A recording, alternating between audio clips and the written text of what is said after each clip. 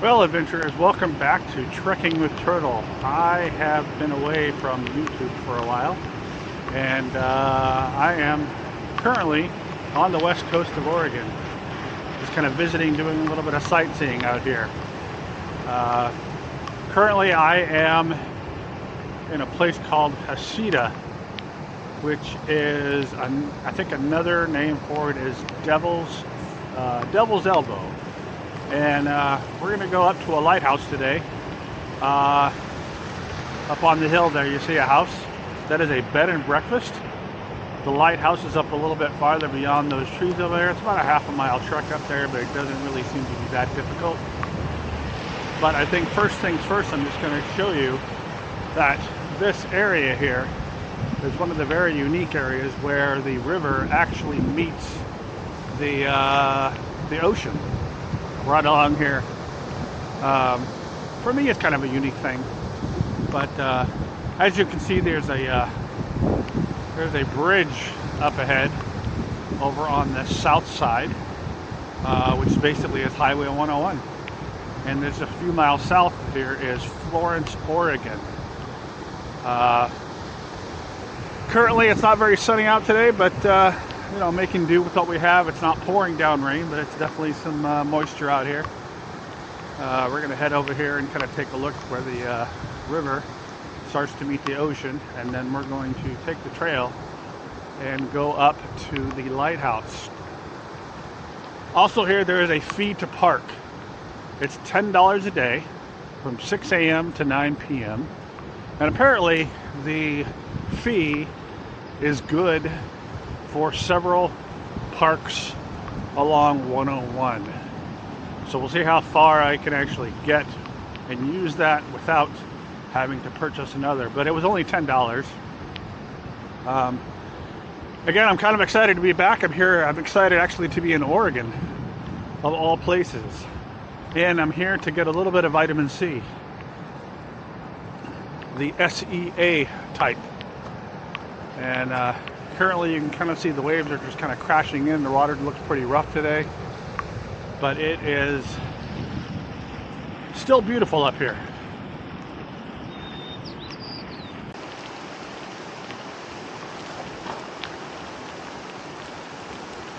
So as you can see, there's a little waterway that actually kind of goes all the way down to the ocean.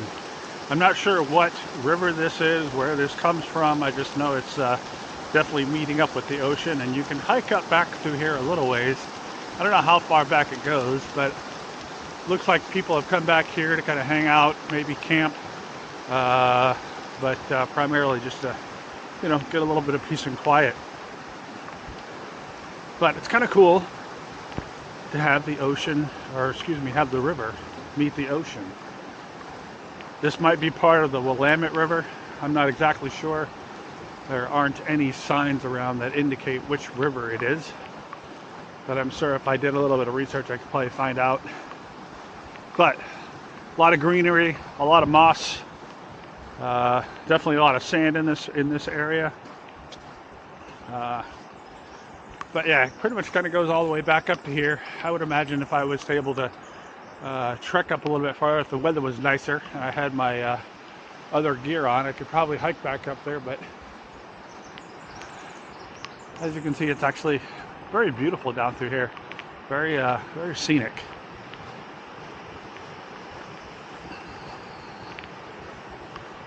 Today is Tuesday, the 8th of April. And again, I'm currently on the coast of Oregon. So welcome back to Trekking with Turtle if you haven't joined me before. Or welcome, I should say. But if you have joined me before, I'm glad you're here.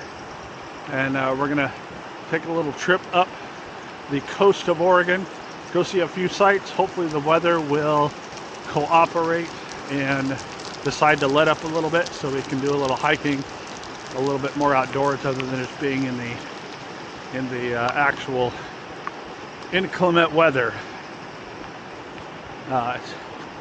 It's really not bad. It's not pouring down rain, like I said, but there's moisture coming along the coast, and spring has sprung. There's a lot of flowers blooming in this area, with the exception of right along this shoreline or part of 101. But hopefully we can see a few more bright colored plants. So here we go. There's the ocean, or excuse me, there's the river flowing down, connecting with the ocean. So let's go and take the hike, and we'll head up to the lighthouse.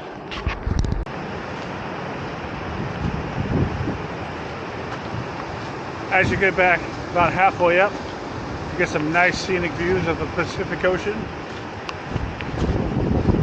Up ahead you can kind of see the lighthouse. The lighthouse is actually operational. When we get closer to it, you'll be able to kind of see the light. I don't know if the stairs are open.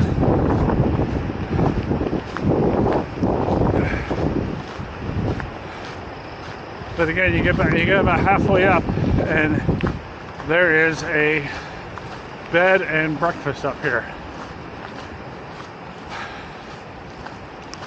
Turn the corner, and there we have the bed and breakfast.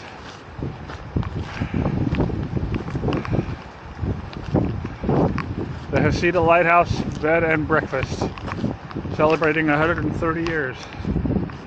And as we get up to this open area, the rain decides to start coming down.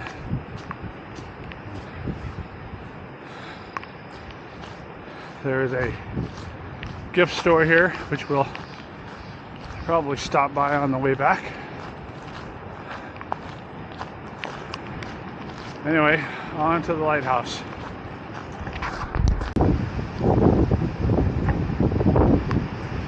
So here is the Hiatus Lighthouse. Doesn't appear anybody is up here today. There are only volunteers come up here and sit and show people around. But that's, you know, they're not always available. But this is the view from the bottom half of the lighthouse out into the ocean. You can tell it's already just got super windy. But I'm going to go up to the lighthouse just to kind of see what happens to me a little bit. I highly doubt it. However, it doesn't hurt to look. And it is definitely, I believe, yeah, it's definitely closed.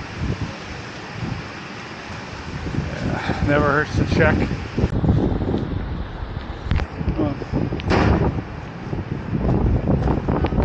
This little room before the lighthouse is a bunch of artifacts, from what their uniform was to all the old pictures of the lighthouse. Oh, our water's back.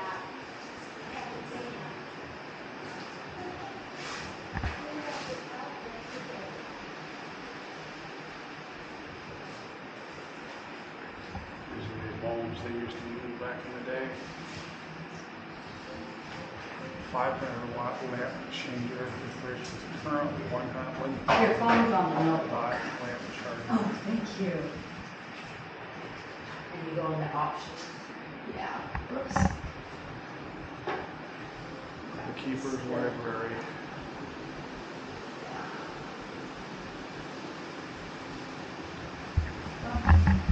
Okay. Got the key.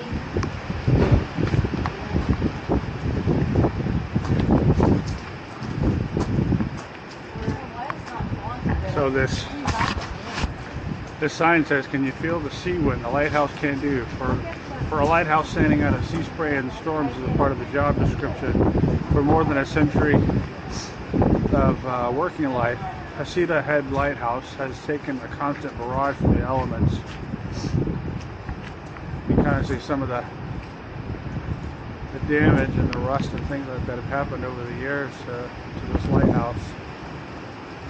But they're getting ready to open up the lighthouse right now, so they did allow me to film inside where the artifacts are, so I'm hoping they'll let me film a little bit inside the lighthouse, and then we'll get out and go up the trail a little bit and get more of a bird's eye view of the actual working light you can see up there.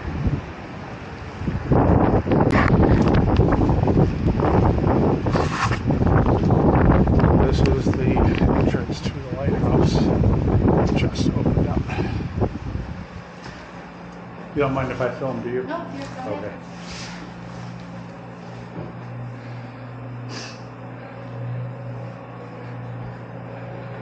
So this is the entrance to actually get up to the official lighthouse to where the light bulb is.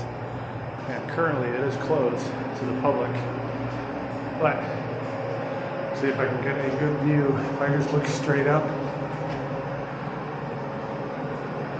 And the stairs that go to the top.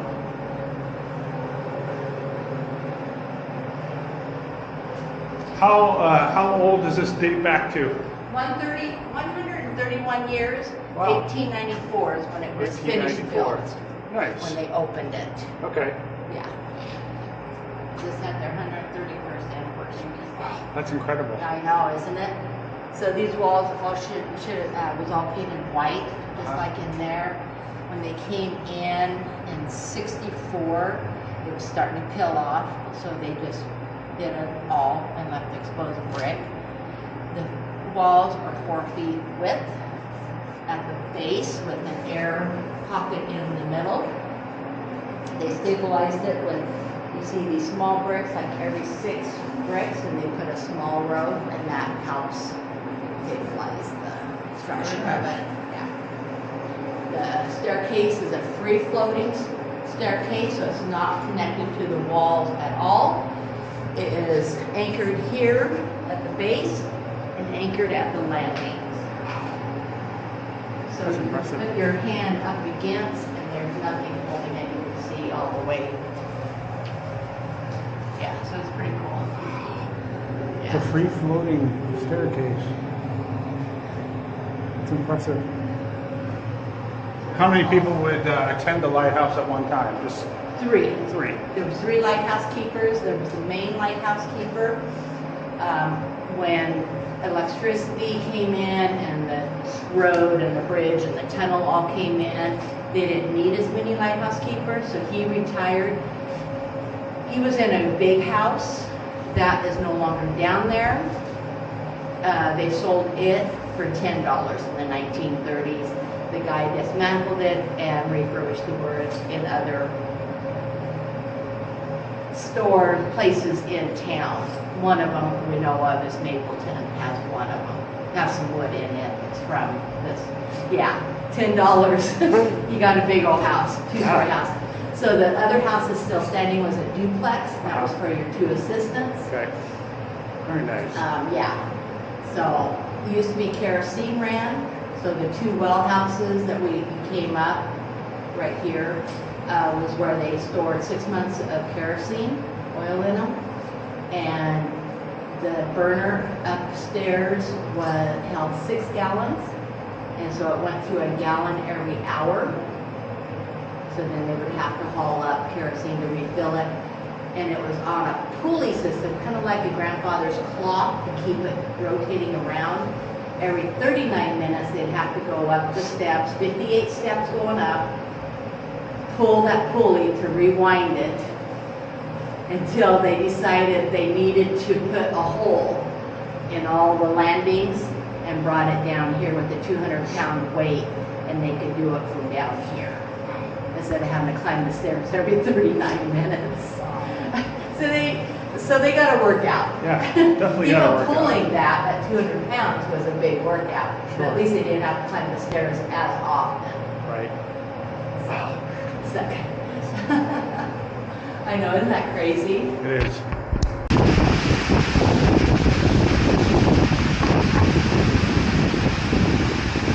So as you can see, it's quite a history of the lighthouse. I'm talking pretty loudly right now because the wind is howling out here. And I'm just in a spot where I can talk a little bit. But she was talking in there about how the light was working with kerosene. And the kerosene that they used and the reflective and the refractive lenses they had up there was equivalent to 80,000 candles. And the light that was shining off the lighthouse can reach upwards of 21 miles out to sea. So, pretty impressive. We're going to get out of this weather, move on to the next station.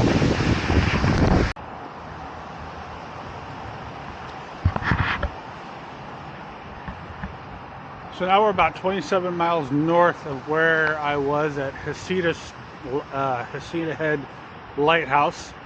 Stopped at a place called Seal Rock. Apparently Seal Rock used to be a hotel way back in the day, and it was also known where a lot of seals would habitate. I don't know what the current population of seals is that's here now. But apparently one of Seal Rock's early residents was Mrs. George Ryan, who was known as the Vegetable Lady. So many seals once made their home here. So we're going to check it out a little bit. Thought it was kind of interesting on the drive. Looks like we have a couple of different ways to get there. One is the beach access and the viewing deck. So we'll go that route first and kind of see where it leads us to.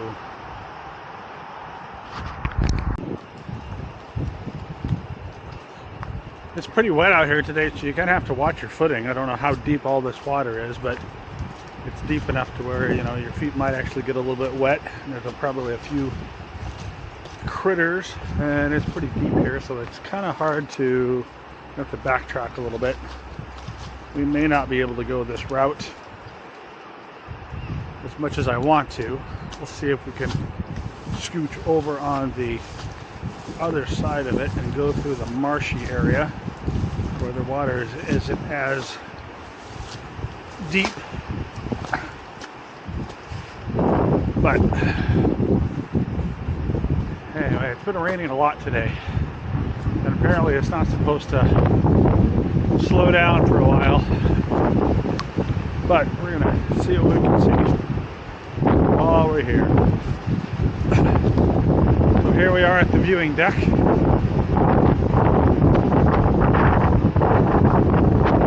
I don't know where the hotel was actually located, but it does look like there's a trail that heads down toward the beach. So may as well do it. Unless the rain decides to come in and pound. Kind of a steep descent. Asphalt. The rain has subsided a little bit.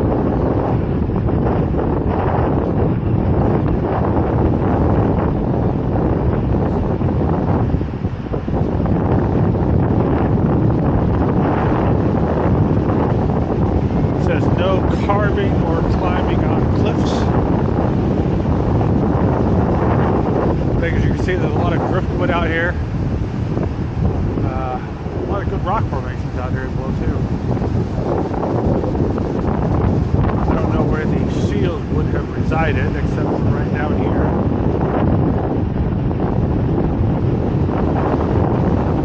Apparently there is a bird nesting area up above that basically is closed to the public.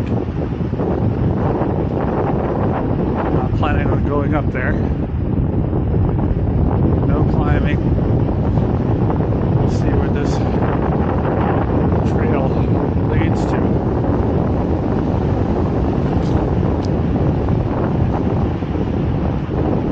A little technicality to get over here, but for the most part it's actually pretty easy.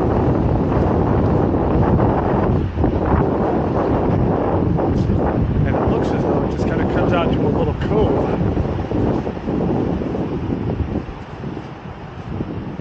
Wow, it's quite a nice view through here.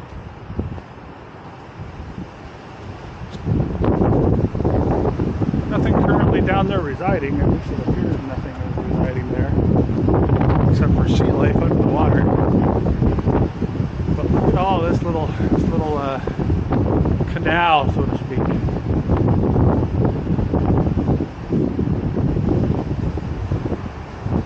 And as they pan around, you can kind of see back up over at the 101, you can see the Seal Rock RV Park. A lot of driftwood. And then the cliff where the birds are allowed to nest. Overall, a nice sweet spot here.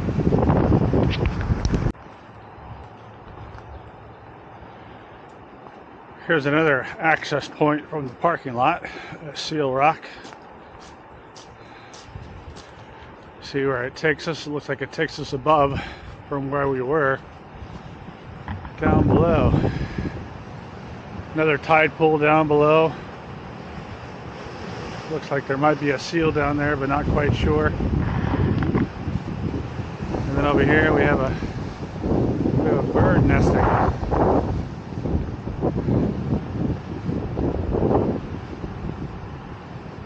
So they're pretty protected up here. Looking north on the coastline, waves are just crashing today. It's quite the chaos in the water.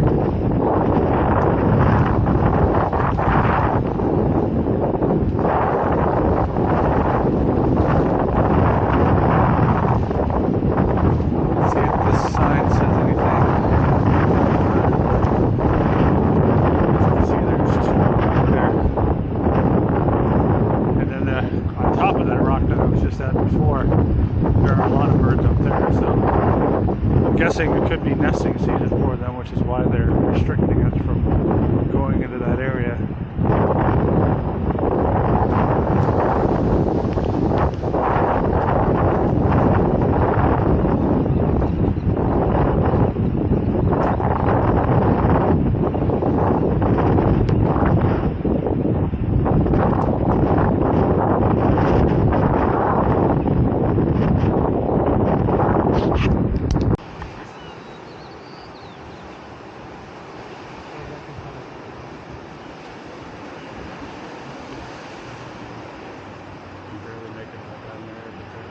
Seals down by the rock.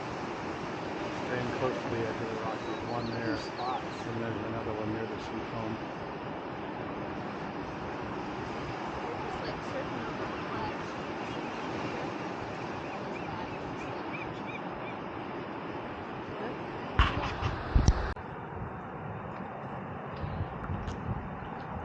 So that's it from Seal Rock.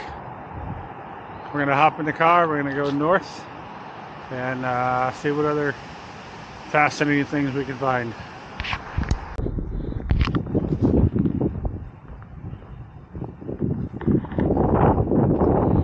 Well, we have arrived at Yaquina Head State Park, or also known as the Oregon's tallest lighthouse. We've got a half a mile out to the lighthouse from the interpretive center, and where there are tide pools and the lighthouse.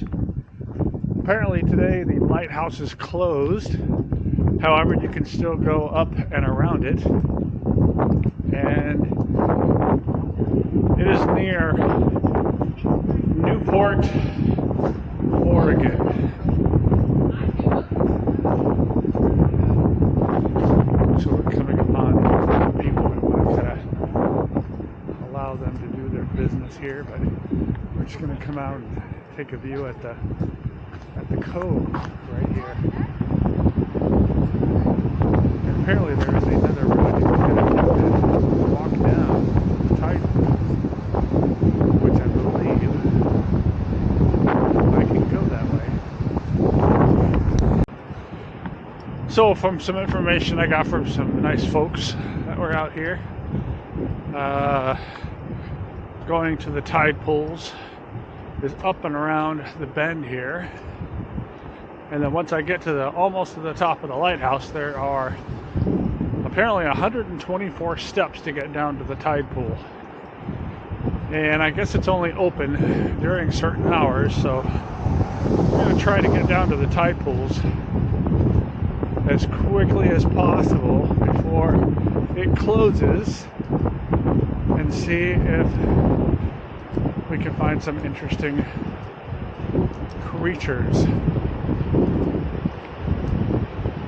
I could have driven down here, but I decided to get out, stretch my legs, get a little view of the ocean, the beautiful Pacific Ocean.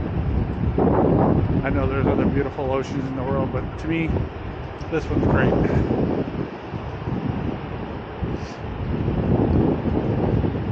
So we'll go down to the tide pools and see what we can see.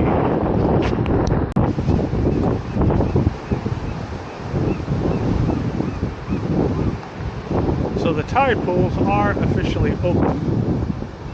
So we're going to head down to the tide pools and see if we can find some interesting creatures and or shells or whatever there is on the beach. But there are 124 steps to get down to the bottom. They are wooden steps, but luckily they're not all at once. They're staggered. You should be able to find our way if you decide to get up here. That's the only way you can get down. There are no escalators, there are no elevators, there are no people to carry you down. Just got to use your own 2 feet and get down here before they close. They close 15 minutes before the parks close.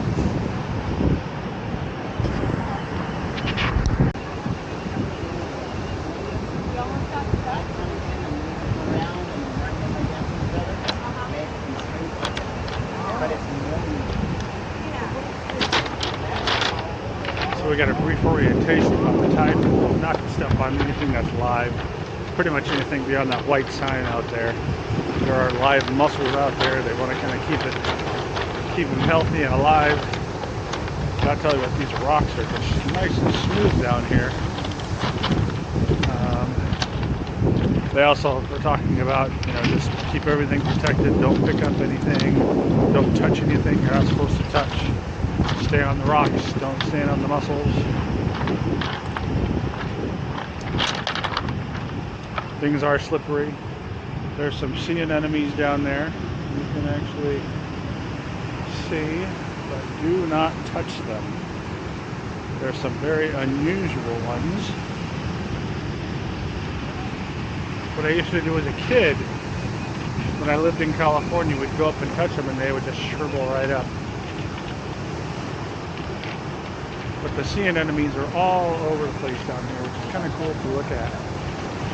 And of course you can see all the mussels right on top of these rocks out there that we cannot go out on top of. They also said if the tide gets low enough, you might see other signs out there just to kind of stay away from it, because apparently there's other sea mammals on the other side that they do not want to come in contact with. But it is kind of cool to see the sea anemones up close.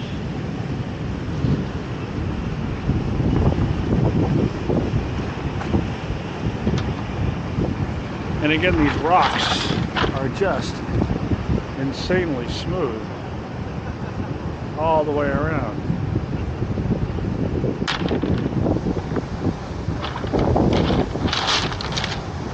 We're going to go hit another portion of it before it gets time for them to kick everybody off.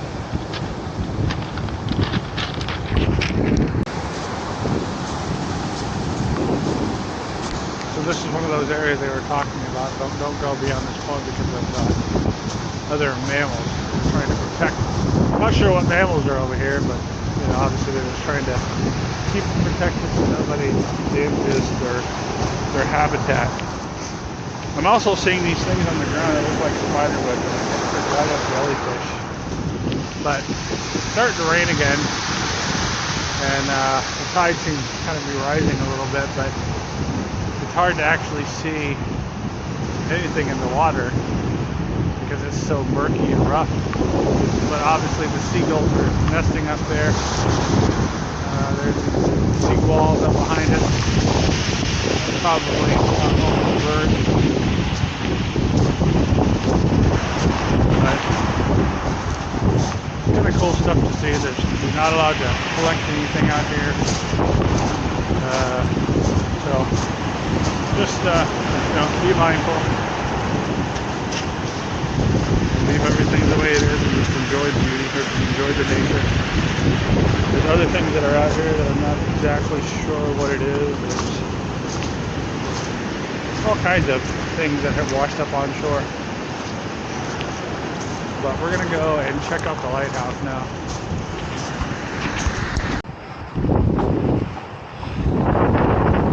Oh, so I'm out of breath. Climbing the stairs. Kind of fun down there in the tide pools. Here is the world's Oregon's tallest lighthouse. I don't know if I'm gonna do much to bring this up.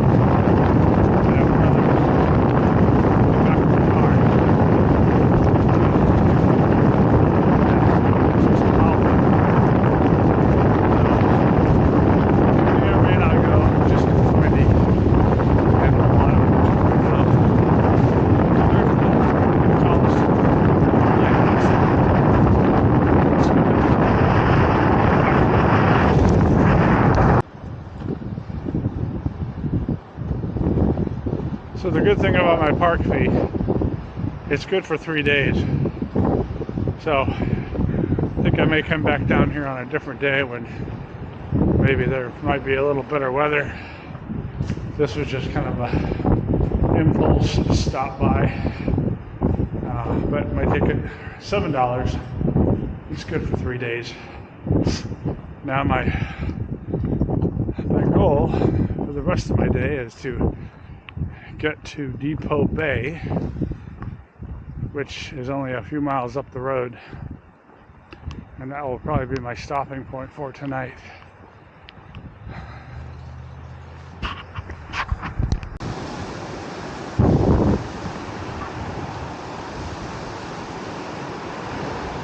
Well, this is the infamous Depot Bay. I guess this is where one of the most famous areas for whale watching is in this part of Oregon. At certain times of the year, they have this thing down here called the king tides, where the water literally washes up along the wall, higher than what it is right now. You can kind of see how high the water can actually get. But they call them the king tides, and I think they happen right in the heart of winter, if I remember correctly. But you can kind of see a harbor buoy there. There's another harbor buoy just a little bit out there. But this is where the humpbacks, killer whales, and gray whales tend to migrate all the way back up towards Alaska, now that they've been in Hawaii. So I guess chances are good you're going to see a whale, but then it's always a gamble whether you're going to see it or not. So maybe we'll get lucky and see a couple whales, but I'm just going to enjoy it for now. Probably stroll through town, maybe get a bite to eat. I understand that this place over here called Depot Taffy, saltwater taffy, is probably one of the best places you can get any saltwater taffy. But we'll kind of stroll the area a little bit, kind of see what there is, maybe grab a bite to eat, and maybe just chill here for the night. And record for a little bit while I'm getting the sunset, but I'm not going to talk too loudly.